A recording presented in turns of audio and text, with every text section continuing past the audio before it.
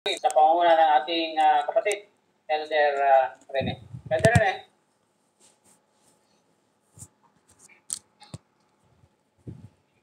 Okay po mga kapatid, tayo po ay manalangin. Dakilang Diyos, naming Panginoon, ngayong gabi, narito po kami upang pasalamatan ka sa pag-iingat mo sa amin sa mga nakaraang mga sakuna. Salamat Panginoon sapagkat tapat ang inyong mga pangako. At dalangin ko rin Panginoon sa ngayong gabi na ma-recharge po kami spiritually, lalo na nga po sa pangangaral na yung mga banal na salita. Ito po ang inyong kabang lingkod at buksan mo po ang aming mga puso, ang aming pandinig upang makita po namin ng ilang Diyos at mga katotohanan na siyang aming ikalalago at ikatitibay ng aming pananampalataya. Para niyo ang araw na ito, pong patuloy na siyang maitaas sa pangalan po ng aming Panginoong Hesus. Amen at amen. Amen. Maraming salamat, Elder Rene. At sa ating pagpupuri ay pangunahan po tayo ng ating kapatid, Elder Manny. Elder Manny. Okay, tayo po ay umawit sa Panginoon at ating pong kumpletin ang ating pong songbook. Ito pong songbook na ginagamit ko ay song number 95, Rock of Ages. Rock of Ages, cleft for me. Let me hide myself in thee. Let the water and the blood from my wounded side which flows be of sweet and double words. Save from love and make me true. Not the labors of my hands can fulfill the lost demand. Could my zeal nourish my tongue? Could my tears forever flow? For positions not alone. Thou must save, and thou alone.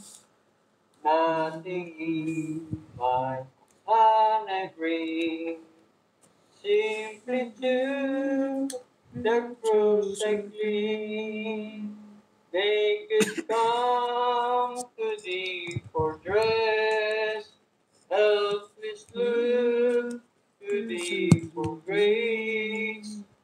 For the fountain fly, wash me, Savior, all I darling, while I drew this fleeting breath.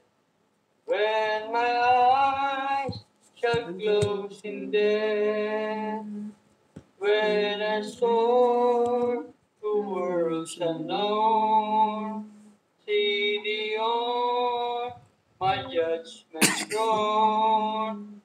Rock of ages, cleft for me. Let me hide myself in thee. One more song, 105, Oh How I Love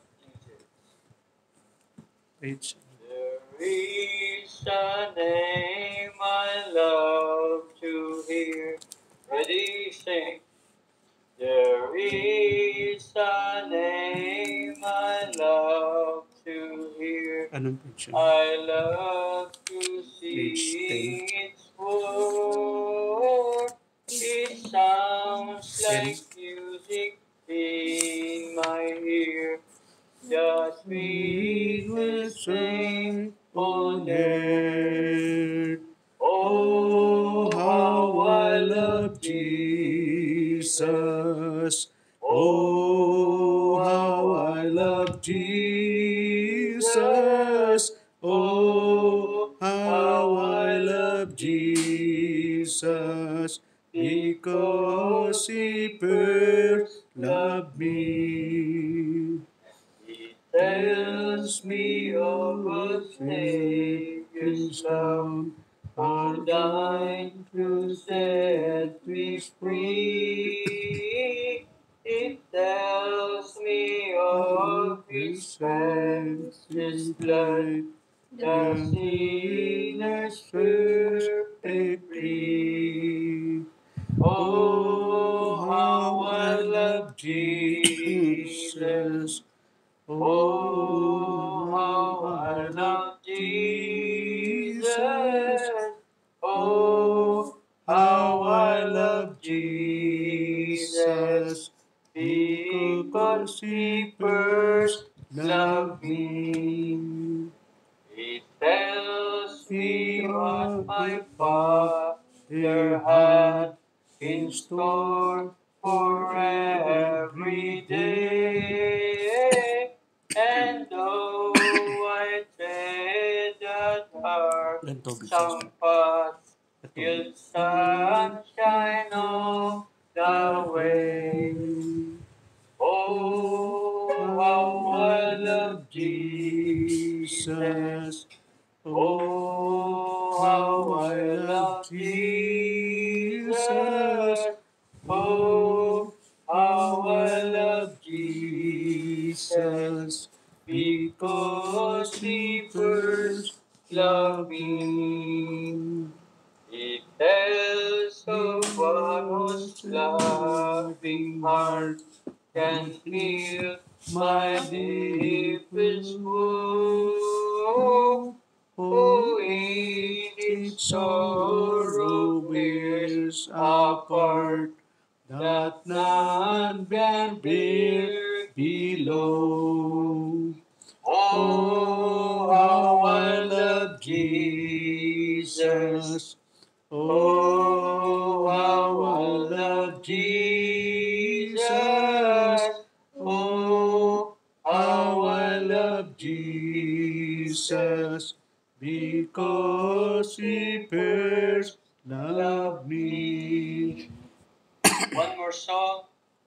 This is my Father's word. This is my Father's word. Ready, say. This is my Father's word, and to my listening ears, all my choices around me ring the music of the spear.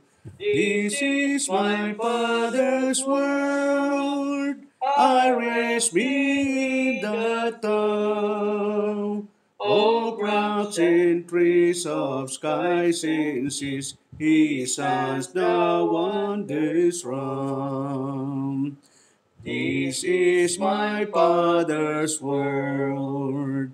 The birds, the carols raise, the morning light, the lily white, declare their Maker praise. This is my Father's word. He shines in all the spare. And the rustling grass I hear Him pass. He speaks to me everywhere. This is my Father's word. Oh, let me ever get that the result is strong, so strong. God is the ruler yet. This is my Father's word. The battle is not dead.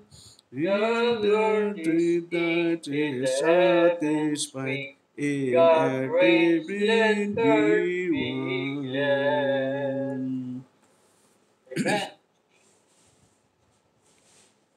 Ito pa siya. Amen.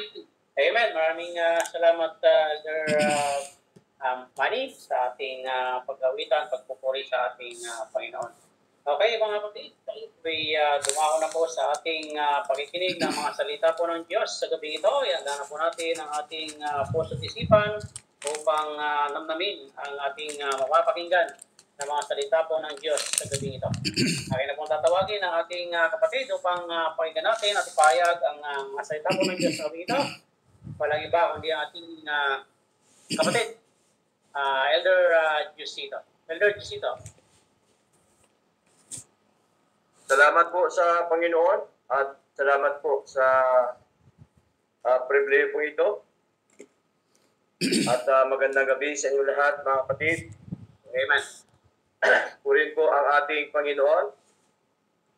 At dito po tayo ngayon, magbasa po ng mga salita po ng ating Panginoong Diyos sa aklat po ng Romans chapter 15 verse 4. Sabi po dito, for whatsoever things were written aforetime were written for our learning, that we through patience and comfort of the Scriptures might have hope. Sandali po tayo yumuko, mga kapatid, tayo po manalangin. Amang banal, kami po inyong samahan po nawa sa aming pag-aaral po ito. At salamat po sa inyong gabay, sa ipatnubay sa amin. Na bagamat po kami ay nakaranas po ng mga pagsubok, subalit Panginoon ay salamat sapagkat nandyan po kayo, patuloy po na kumakalinga sa amin lahat. Salamat po Diyos sa inyo pong mga biyat pagkapala sa aming mga buhay, Lord. At nawa sa gabing ito, sa amin pong pag-aaral, punuin niyo po nawa ang aming mga puso ng pagtitiis sa paglilingkod sa inyo. Punuin niyo po nawa ang aming mga puso po Lord God na makomfort, Panginoon. At punuin niyo rin po ang mga puso, Panginoong Diyos, ng pag-asa po sa inyo, Lord God. At nawa, O Diyos, kayo po ang siyang maitaas at ang inyong abang lingkod ang siyang maibaba sa pangangaral po ito. Salamat po na marami sa pangalan po ni Jesus. Amen. Okay? Tunay nga po na sa matindi po ng ating naranasan po ngayon dito sa mundo na ating ginagalawan ay kailangan po natin masigit na magpatuloy po sa ating Panginoon. At wala naman po ibang tutulong sa atin kundi yung ating Diyos na buhay na atin po pinaglilingkuran.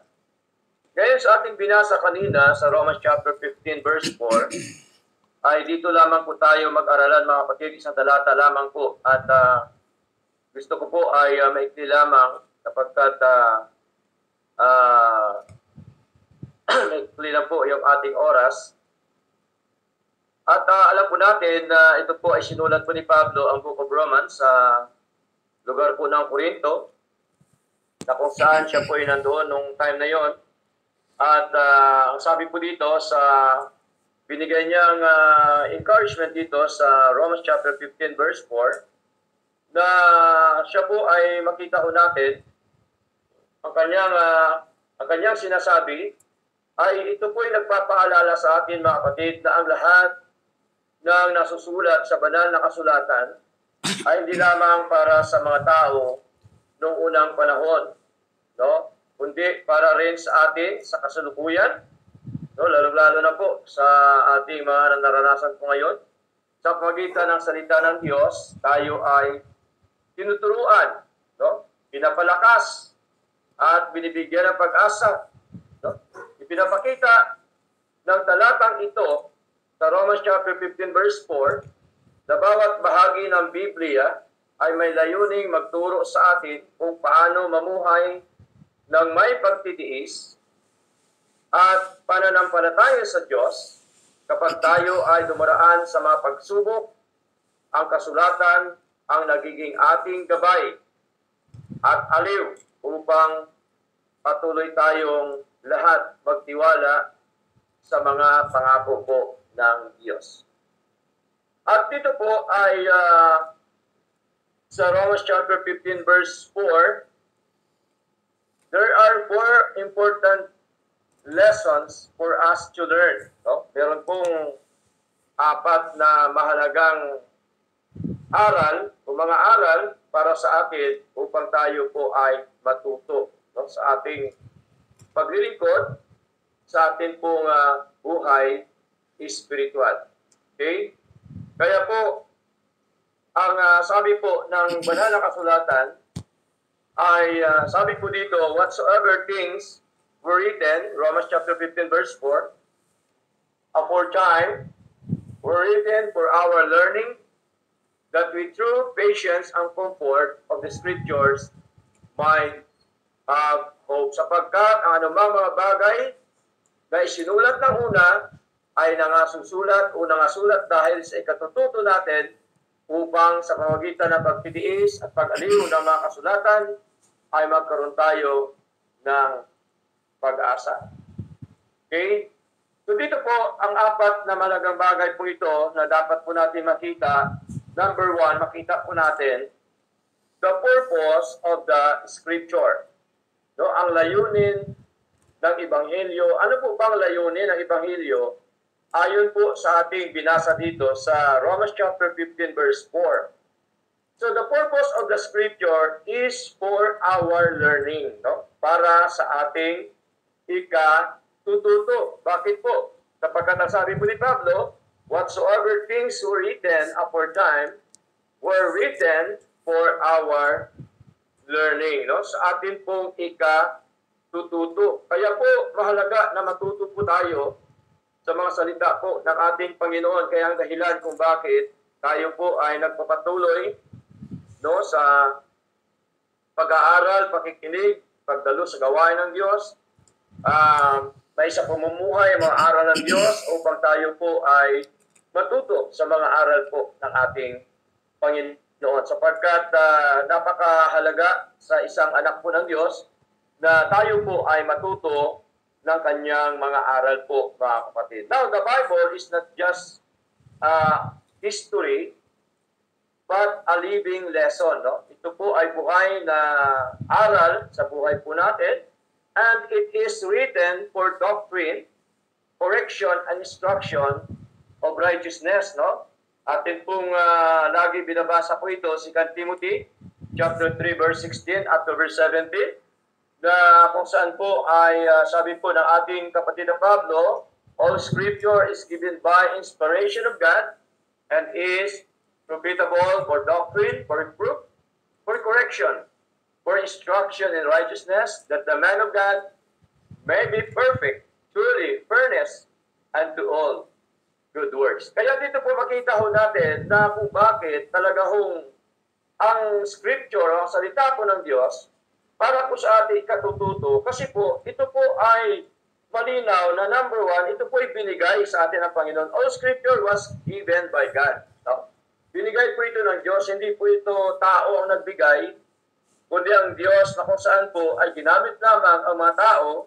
Sino mga tao po yon? Yung mga apostol, yung mga hari, yung mga propeta, mga apostol, mga kapatid, ibinigay po ito ng Diyos, no, sa atin na mga anak po ng ating Panginoon, ng mga tao ng Diyos. No? So number two, all Scripture inspired by God. No? Ito po yung kinasihan po ito ng Diyos. No? Kinasihan po ito ng Diyos na kanyang Espiritu, malinaw po. Nang sabi po niya doon, all Scripture is given by inspiration of God and is profitable for doctrine, for correction, for instruction in righteousness. So dito, makita natin na hindi lamang po ito kinasihan po ng Diyos, kundi ito po ay kapakipakinabang at binipisyo, no, sa buhay po natin. So, minsan ay nagtitake advantage po marami mga mananampalataya na marami pong hindi nila pinahalagahan, no, yung mga salita po ng ating Panginoon.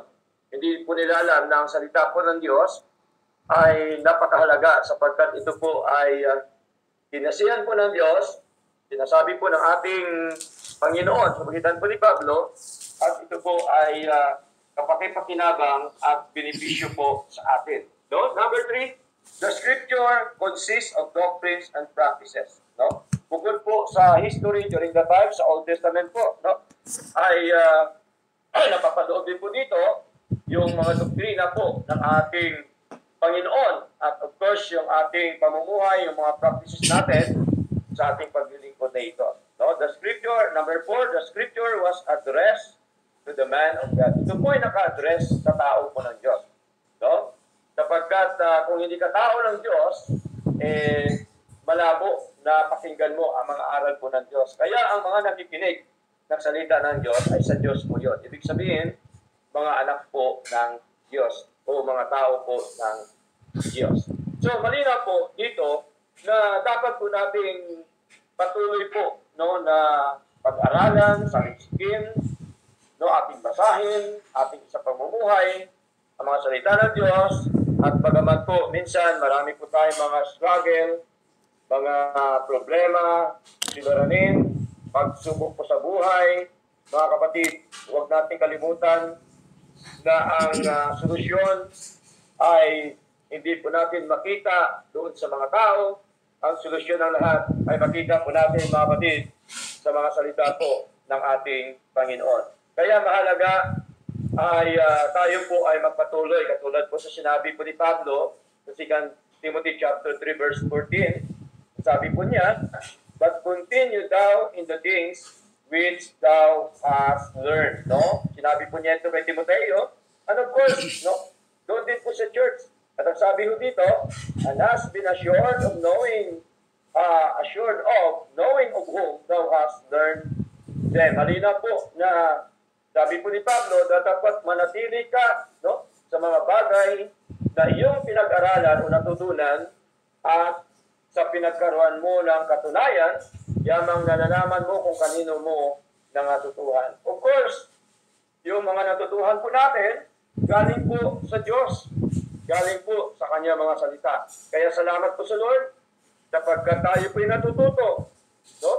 Sa ating mga buhay sa pamagitan po ng mga salita ng Diyos ay siya po ang nagtuturo sa atin at atin po ginagawa ang mga bagay na yan.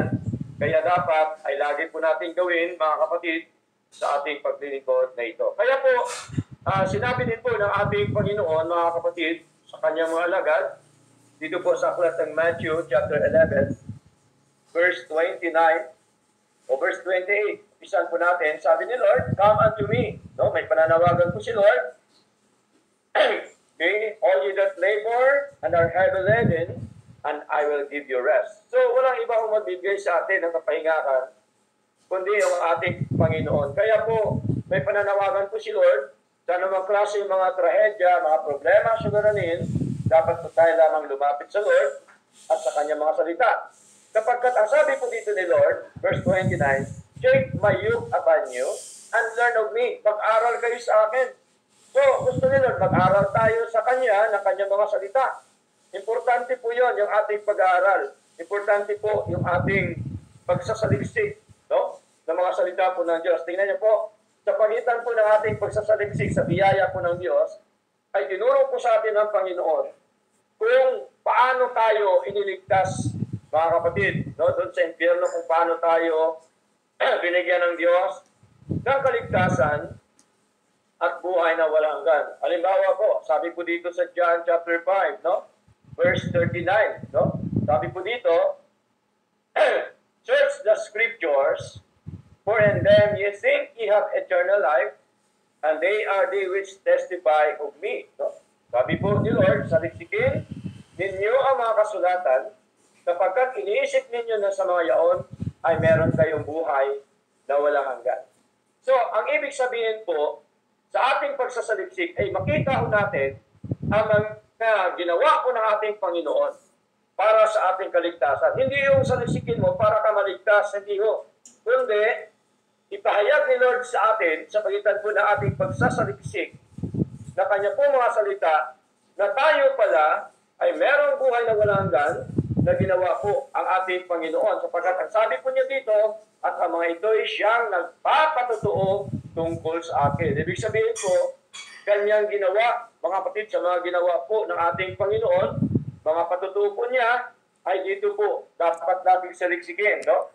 Sa mga kasulatan o sa mga salita po no, ng ating Panginoon. Kaya po, dapat maging katulad din po tayo sa church po ng Berea, no? Kapagkat ang church po ng Berea, ito po yung mga sinasabi, mga kapatid, no? Acts chapter 17, verse 11, sabi dito, these were more noble than those in Thessalonica, no? Yung kino-compare po ni Pablo, ito po yung Berea Church, Thessalonians Church. In that they received the word with all readiness of mind. No? Meron po silang paghahanda ng kanilang mga kaisipan. No? Kaya sa ating pagsamba, dapat inanda po natin ang ating mga kaisipan, ang ating mga puso, at ang sabi ko dito, and search the scriptures daily whether those things were so. So mahalaga po, no? Na tayo bilang mga anak po ng Diyos, bilang mga mananampalataya, dapat ay sinisiyasat natin araw-araw ang mga kasulatan, no? Kung tunay nga ba, kung tunay nga ang mga bagay na ito. So, malinaw po, yung tinuro po ng ating Panginoon na dapat po nating panghawakan, na dapat po nating sundin sa harapan po ng ating Panginoon. At tandaan po natin na ang utos po ng Diyos ay hindi po mabigat, mga kapatid. No? Akala ng marami, napakabigat yung utos ng Panginoon. Hindi po mabigat, mga kapatid. 1 John chapter 5, ano pong sabi? Verse 3 po, mga kapatid. For this is the love of God, that we keep His commandments, and His commandments are not grievous. No? Ibig sabihin po, ang kanyang mga utos, sabi po ni John, ay hindi mabibigat. Mga kapatid, ang utos po ni Lord, hindi po yan mabigat. No? Pinapabigat lang po ng maraming Kristiyano. Pinapabigat lang po ng mga anak ng Diyos. Pero totoo niyan, ang mga salita po ng Diyos ay hindi po yan mabigat. Minsan mabigat po yan pagka ito ay sinusuway mo, no? Sa iyong pamumuhay sa harapan po ng ating Panginoon. No? Mabigat po talaga yan. Pero sa mga tunay at totoo na sumusunod sa mga utos po ng ating Panginoon at tapat sa mga salita po ng Diyos, malinaw po na ito po ay hindi po mabigat, mga kapatid. Kaya, ano pa po ang sabi dito ni Pablo sa Philippians? Okay? Dito po tayo sa mga supporting verse, mga kapatid, sapagkat mahalaga po ito. Okay? Philippians chapter 4, verse 9, sabi po dito, those things which ye have both learned and received and heard and seen in me, do, and the God of peace shall be with you. Tingnan niyo po, ang mga bagay daw na ating natutuhan, sabi po ni Pablo, mga kapatid, at tinanggap at narinig at nakita sa akin, sabi po ni Pablo, ang mga bagay na ito ang gawin ninyo. So, ibig sabihin po, hindi lamang po dapat natin itong basahin, pag-aralan, kundi dapat gawin din po natin sa araw-araw po natin mga buhay, mga kapatid. Sapagkat sabi po ng ating Panginoon, magitan po ni Pablo, at ang Diyos ng kapayapaan ay sa inyo. So malina po, once nasa atin na po ang Diyos, pagka nasa atin na po ang Diyos, wala na pong lalaban sa atin. Kahit man ano mga problema dyan, ano mga pagsubok dyan, ano mga kalamidad dyan, mga kapatid, di ba? Ay nasa atin pong Diyos eh. Kaya dapat huwag tayo matakot. No? Kaya naalala ko po sa aming pagsamba ng Sunday, ilan lang po kami dahil ang marami natakot sa bagyo. Di ba? So huwag natin katakutan po sapagkat binigyan tayo ng Diyos ng espiritu po ng espiritu po ng kapangyarihan. Hindi po pagkatakot ang ibinigay po sa atin ng ating Panginoon. Basahin po natin si 2 Timothy chapter 1 verse 7, mga kapatid. Sabi po dito, for God hath not given us the spirit of fear, but of power and of love and of a sound mind. Tingnan niyo po, sapagkat hindi tayo binigyan ng Diyos ng espiritu ng katakutan, kundi ng kapangyarihan at ng pag-ibig at ng kahusayan. Si Lord po ang magbibigay. Hindi ho pastor, hindi ho ang sinuman, hindi ho ang kapatid. Ang magbigay po ng power sa atin, hindi ho ang reliyon o sinuman. Ang nagbibigay po sa atin ng power walang iba kundi ang ating Diyos. At panghawakan po natin, mga kapatid, ang kanyang mga pangako. That is number one. The purpose of the Scripture is for our learning. No? Sa atin pong ikatututo. Ito palang layunin, no? Ng mga kasulatan po ng ating Panginoon. Now, number two, the process of learning from the Scriptures. No? Ano po ba ang mga process ng ating pagkatuto? No? Ng ating pag-aaral o ating pagsasaliksik ng mga aral po ng Diyos. No? So, ang process po, through patience, no? Karoon po tayo ng pagtitiis, pagtsatsaga sa buhay po natin, sa ating paglilingkod sa Lord, na kahit man yan bumabaha, na kahit man yan ay tayo ay nasalanta ng anumang mga dilubyo sa buhay po natin, dapat nandun pa rin ang ating pagtitiis sa ating paglilingkod sa Lord, no? Sapagkat patience is developed by enduring trials with faith, no? Hinuhubog tayo ng Diyos, mahalaga, meron tayong pagtitiis, pagtatyaga sa buhay po natin. Now, Romans chapter 12, verse 12, ano sabi po dito ng ating kapatid na Pablo? Sabi po dito sa Romans chapter 12, verse 12, rejoicing in hope, no? Patient in tribulation. So, continuing instant in prayer. So, malinaw po na dapat ay matiisin tayo sa kapigatian, no? Sa mga nararanasan po nating kapigatian, sa harapan po ng ating Panginoon, no? Dapat nandun po yung ating pagtitiis sa mga bagay na atin pong ginagawa para po sa ating Panginoon. At alam po ba mga kapatid, napakahalaga bilang mga anak ng Diyos na tayo po'y magtiis sa ating paglilingkod na ito sa pagkatandaan po natin. Marami pong mga tribulation, marami mga pagsubok, marami mga problema sa naranin na atin pong ma-encounter sa atin pong paglilingkod na ito. Now, tandaan po natin, Scriptures strengthen us to wait on God's promises. No? Ay, ang mga kasulatan, nagpapalakas po yan sa atin. No, mga kapatid, na kung saan po ay naghihintay tayo sa mga pangako po ng ating Panginoon. At alam po natin na si Lord po ay hindi nagsisinungaling sa kanyang mga pangako. Siya po ay tapat sa kanyang mga pangako. Kaya paghawakan po natin yung mga pangako po ng ating Panginoon. Example po sa Old Testament po mga kapatid, yung mga lingkod ng Diyos na nagkaroon po ng pagtitiis, pagtsatsaga sa kanilang paglilingkod sa Lord, no? Ay example po, ito pong si Abraham, di po ba? No? Sa kanyang paglilingkod sa Lord, no? Maagang-maagang po siya gumising nung tinawag po siya ng Panginoon na pumunta ng bundok, no? Para yan yung kanyang anak, mga kapatid. So, nandun po yung pangako ng Panginoon at sila po yung nagtitiis, nagtitiyaga dahil po sa ating Panginoon, no? Sa paglilingkod po sa ating Diyos. Sino pa po si Joseph? Naranasan din po niya na matindi mga pagsubok, mga kapatid, pero hindi siya natinag sa paglilingkod sa Lord. Meron siyang pagtitiis, pagtitiyaga sa ating Panginoon hanggang po sa naging matagumpay kanyang buhay kasama po ng kanyang mga masabuhay. Even Job, makita ko natin mga kapatid, no? Matindi ang kanyang paghihirap during the time. Subalit, dahil nga po, siya po'y naghintay, mga kapatid, sa pangako po ng Diyos, at siya po ay nagkaroon ng kalakasan ng mga salita po ng Diyos, ay naging matagumpay din po ang kanyang buhay.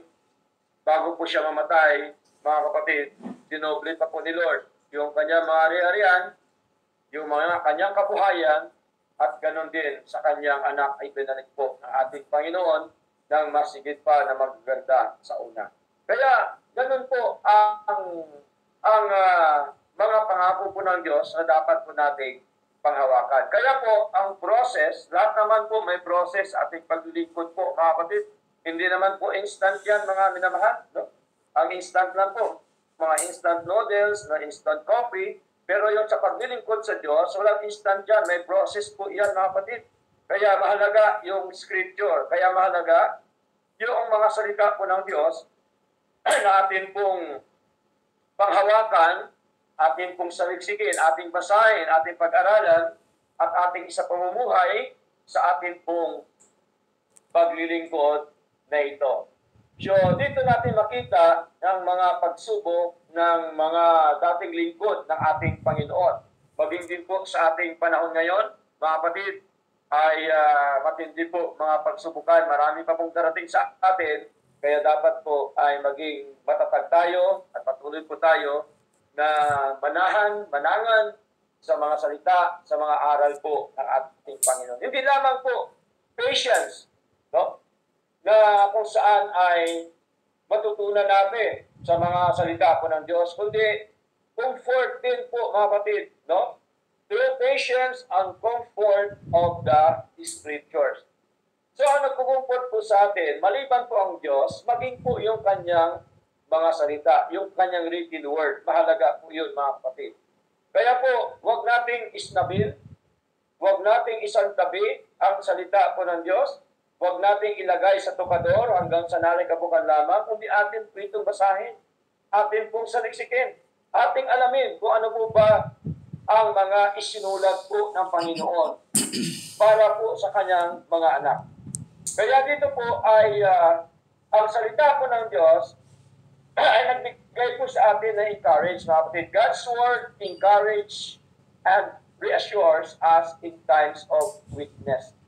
Ito po ang nagbibigay sa atin ng encouragement, ang salita po ng Diyos, sa panahon po ng ating kahinaan, sa ating paglilingkod na ito. Tandaan po natin yan, napakahalaga po na atin po itong basahin. Kaya po sa atin ay tinuturo natin lagi sa ating pong pangaral na napakahalaga basahin at pag-aralan ang mga salita po ng Diyos. Unlike po sa ibang mga grupo na bawal sila magbasa, magsaliksik, bawal sila mag-aral na mga salita ng Diyos kasi wala daw silang karapatan. Hindi ho.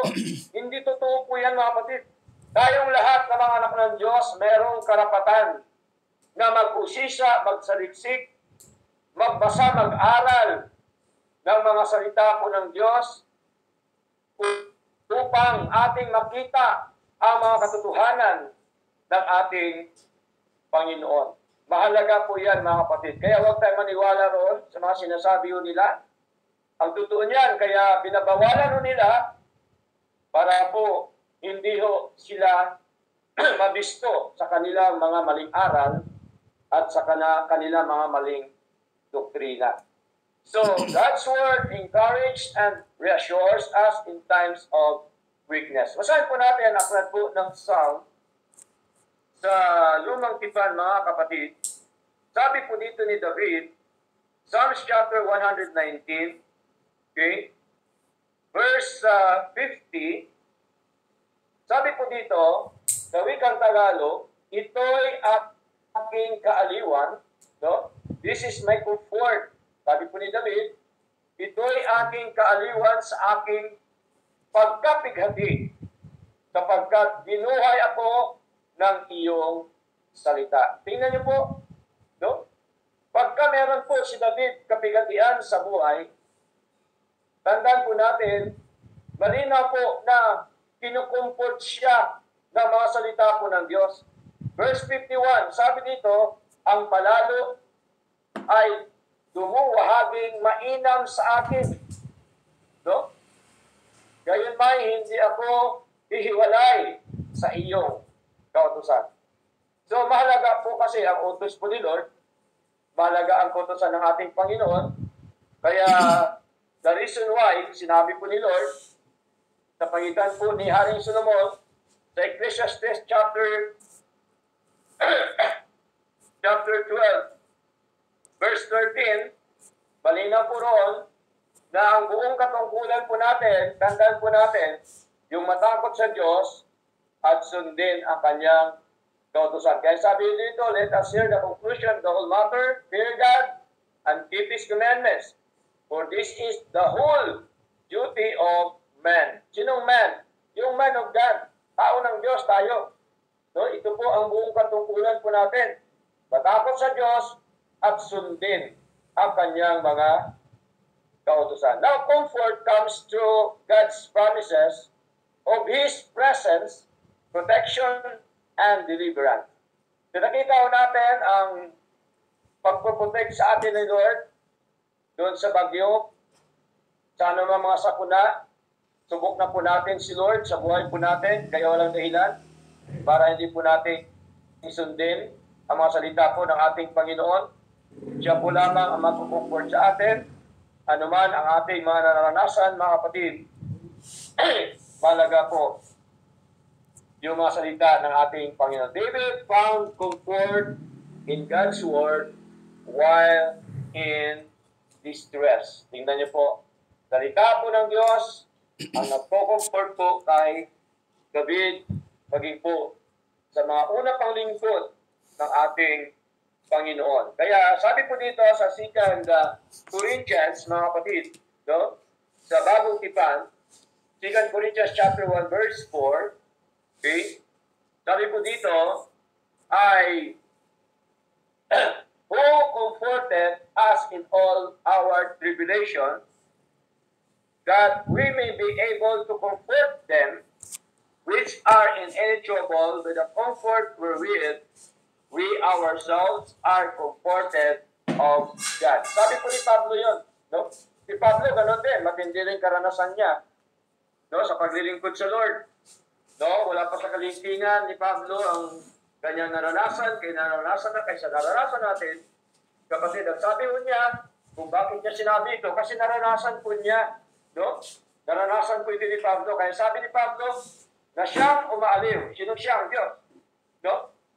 Ng kapigatian upang ating maaliw ang nangasa anumang kapigatian sa pamamagitan ng pag-aliw na inialiw din sa atin ng Diyos. So malinaw po, no? Na kung saan po, kaya ito pinangaral po ni Pablo kasi naranasan po ito ni Pablo. Sapagkat mahirap po ipangaral ang salita ng Diyos nang hindi mo naranasan sa buhay mo. Kailangan muna natin maranasan bago natin ituro, ipangaral ang mga salita po ng ating Panginoon. Now, 2 Corinthians chapter 7 verse 4, okay? Sabi po dito, 2 Corinthians chapter 7 verse 4, God is my boldness of speech toward you. Great is my glorying of you. I am filled with comfort. I am exceeding joyful in all our tribulation. Malaki ang katapangan ko ng pagsasalita sa inyo. Malaki ang aking kapurihan dahil sa inyo ako'y puspos ng kaaliwan, nananagana sa katuwaan sa lahat ng aming kapig-apian. Tingnan niyo po, no?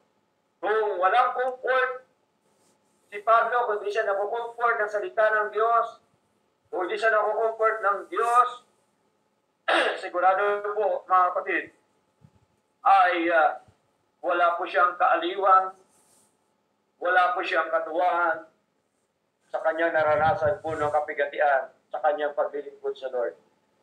Manapay, nakita ho natin na kahit man po siya nakaranas ng kapigatian sa kanyang buhay, nandoon pa rin ang kanyang kaaliwan, no? Na siya po'y nananagana, na may katuwaan sa paglilingkod po sa Lord. Kaya ganoon din po tayo, naranasan po natin yon. Na bagamat po minsan tayo po'y nakakaranas sa matinding mga pagsubok, ay nandoon po yung comfort, yung kaaliwan po ng ating Panginoon at ng kanyang mga salita. So, magkasama ho lagi yan, ang ating Panginoon at ang kanyang mga salita.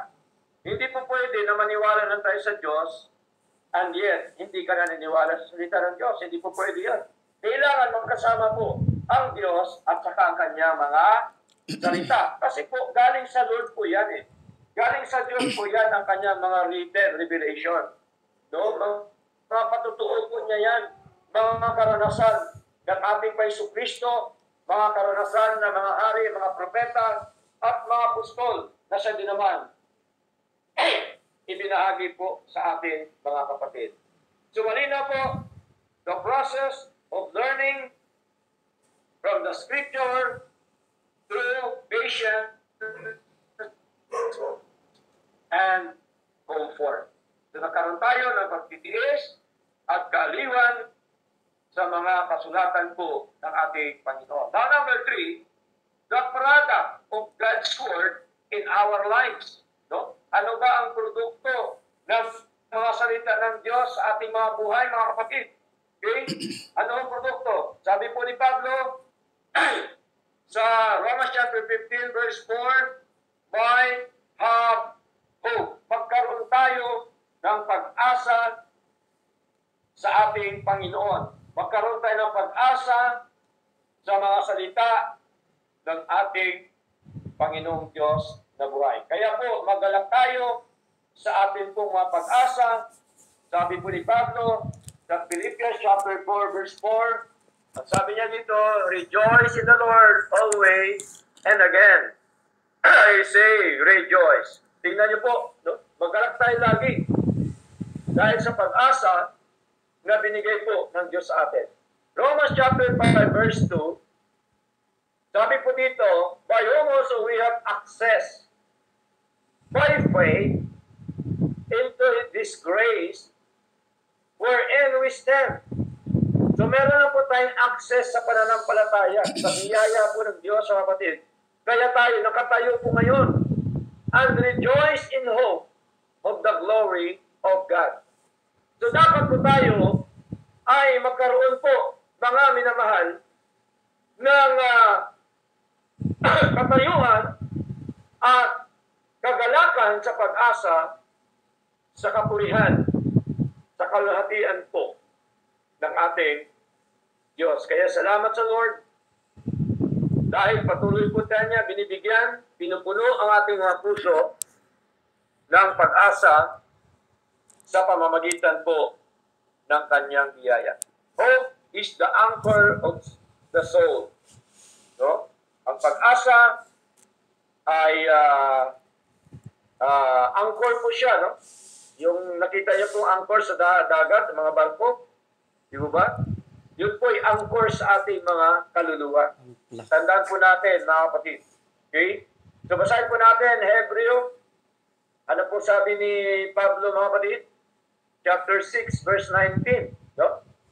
Sabi po dito, "Which hope we have as an anchor of the soul, both sure and steadfast, and which entereth into that within the veil." Dumalina po, no? Sa malalim na Tagalog, sinipete, no? Yung anchor. Okay? Sa ating inaring tulad na sinipete ng kaluluwa, yung pag-asa po, of course, sa ating Panginoon, sabi po ni Pablo. Sabi din po ni Pablo, hope of eternal life comes from God's promise, and He is not lying. No? Galing po sa pangako po ng Diyos, yung pag-asa ng buwan na walang hanggan. Kaya salamat po sa Lord na Kanya pong ipinangako before the world began. Titus chapter 1 verse 2. Sabi dito, "In hope of eternal life, which God that cannot lie promised before the world began." Even our eternal life, mga kapatid, ito po ang pag-asa na binigay ng Diyos sa atin, yung kaligtasan o ang buhay na walang hanggan, na kung saan ang Diyos ay hindi yun nagsisinungaling sa kanyang pangako, buhat pa ng mga panahong walang hanggan. So, ang pag-asa po natin ay ang ating Diyos at saka po yung kanyang mga salita. Kaya po, nabasa natin kanina, mga kapatid, sa John chapter 5 verse 39, na mahalaga na saliksikin po natin yung mga kasulatan, sabi po ng ating Panginoon, sapagkat ang sabi po niya dito, search the scriptures, for in them you think ye have eternal life. No? And they are the which testify of me. Malinaw po yun, no? na mahalaga sa liksikin natin sapagkat dito natin makita na tayo pala ay merong walang hanggang buhay na kung saan po ay sa pagitan po ng ating Pweso Kristo na siyang nagpatotoo sa atin po, mga kapatid, sa kanya pong ginawa doon sa krus ng Kalbaryo. Hope make it not ashamed. No? Ang pag-asa po ay gumagawa ng hindi nahihiya. Okay? Huwag natin po ikahiya yung pag-asa na binigay ng Diyos sa atin. Huwag natin ikahiya ang mga salita po ng Diyos. Huwag natin ikahiya ang Ebanghelyo ng Panginoon sapagkat ito po ay nagbibigay po sa atin ng buhay. Now, number 4. So, number 1, the purpose of the Scripture for our learning. Number 2, the process of learning from the Scripture through patience and comfort. Number 3, the product of God's Word in our lives might have hope. Number 4, which is application. Tandaan po natin sa pag-kikinig ng salita ng Diyos, dapat merong application bilang isang mananampalataya. Gagawin po natin, no, sa ating paglilingkod na ito. Now, read and study God's Word daily for guidance. Ito po kasi ang guide natin, salita po ng Diyos sa araw-araw. Kaya dapat binabasa po natin ito. Hindi naman mahirap basahin eh. Ang salita po ng Diyos, mga kapatid, sa tutulang, no? At dapat atin din po itong pag-aralan, no? Hingi tayo ng gabay sa Lord upang siya po ay magpaunawa po sa atin. So malinaw po yun. Nagsabi po ni Pablo, 2 Timothy chapter 2 verse 15, study to show thyself approved unto God. Next, number 2, apply lessons from scriptures to life struggles. Alam ko po, lahat tayo nakaranas po ng struggle sa buhay. Subalit, dapat nating i-apply ang mga aral mula sa banal na kasulatan sa ating mga buhay. Napakahalaga yung application, mga kapatid.